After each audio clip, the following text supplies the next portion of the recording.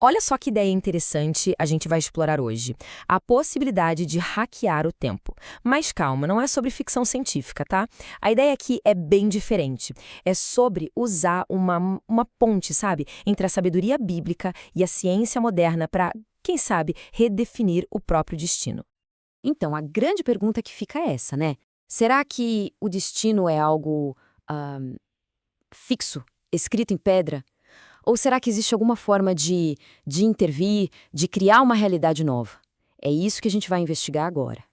E a premissa fundamental aqui é que sim, existe uma forma de hackear o tempo.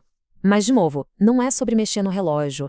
A chave seria se alinhar a uma dimensão totalmente diferente, o que chamam de tempo de Deus, um lugar onde aquilo que é invisível pode de fato se tornar visível.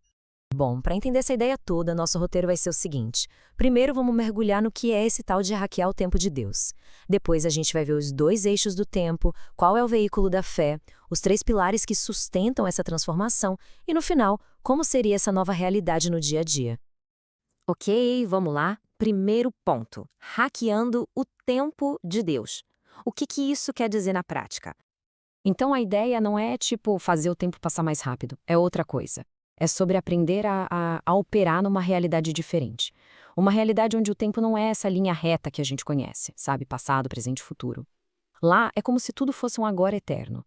Um plano onde aquilo que foi prometido já existe. Certo, mas como isso funciona? Para a gente conseguir visualizar, a fonte apresenta uma estrutura bem interessante. A ideia de que existem dois eixos de tempo. Olha que interessante essa comparação. De um lado, tem o tempo humano, o horizontal. É a nossa vida, né? Linear, cronológica, o passado que traz arrependimento, o futuro que gera ansiedade. Mas aí tem um outro eixo, o vertical. É o tempo de Deus. Ele não é uma linha, ele é um presente contínuo que, puf, cruza o nosso agora. E a promessa dele é de paz, de certeza, porque nesse plano as coisas já estão resolvidas. Essa imagem ajuda a gente a entender bem. Pensa assim, nossa linha do tempo, a horizontal, está sempre sendo imperceptada, sabe? Bem no ponto do presente, pelo eixo vertical, que é esse tempo eterno de Deus. E aquela citação de Pedro, né? Um dia é como 1000 anos, isso mostra o quão diferente é essa percepção divina do tempo. Beleza, então se existem essas duas dimensões, a horizontal e a vertical, a pergunta de $1 milhão é: como é que se acessa essa vertical? E é aí que entra o nosso próximo ponto. A resposta, segundo o material, é a fé. Pensa na fé como um veículo mesmo. É ela que permite sair dessa estrada linear do tempo humano e entrar na realidade vertical, no tempo de Deus. Mas, é muito importante entender o que é fé nesse contexto, tá? Não é só uma esperança vaga, um tomara que dê certo. Hebreus define como a certeza daquilo que se espera, a prova das coisas que não se veem. Ou seja, é uma convicção ativa, é acreditar em realidades que ainda não dá para ver aqui no nosso plano. É isso que supostamente transforma uma promessa lá do futuro em uma realidade aqui e agora. Ok, a gente já entendeu a teoria. Mas e a prática? Como é que essa transformação acontece de verdade? Bom, o processo todo se apoia em 3 pilares fundamentais. E são esses aqui: a mente reprogramada, a palavra criadora e a nova identidade. Esses 3, juntos, seriam o sistema para alinhar a vida com essa nova realidade. Vamos ver um por um? O primeiro pilar, então, é a mente reprogramada. Aquela ideia de assim como se pensa, assim se é, que está lá em Provérbios? Pois é, o interessante é que a ciência moderna com a neuroplasticidade meio que confirma isso, né? Que nosso cérebro pode sim se reorganizar. O processo aqui é basicamente trocar os caminhos neurais do medo e da dúvida por novos caminhos construídos com base na fé. Depois vem o segundo pilar, a palavra criadora. Aqui, a oração ganha uma nova cara. Não é só pedir, mas também declarar, sabe? Afirmar com autoridade aquilo que já foi prometido. E olha que paralelo curioso com a física quântica. A ideia de que um observador pode influenciar a realidade. Bom, aqui, as palavras de fé seriam como esse observador espiritual, ajudando a trazer uma possibilidade do plano divino para o nosso plano concreto. E chegamos ao terceiro pilar, a nova identidade. Talvez esse seja o mais profundo.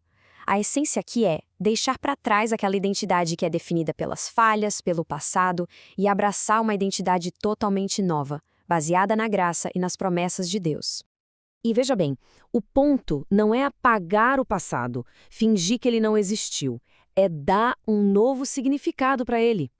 É quebrar as correntes da culpa, da condenação, aquilo que antes era motivo de vergonha, agora se torna um testemunho de superação, da graça. Certo, mente, palavra e identidade. Mas e aí? Qual o resultado de viver com base nesses 3 pilares? Como é que essa nova realidade se parece na vida real, no dia a dia? Bom, a promessa é de uma transformação radical. É, de fato, uma libertação.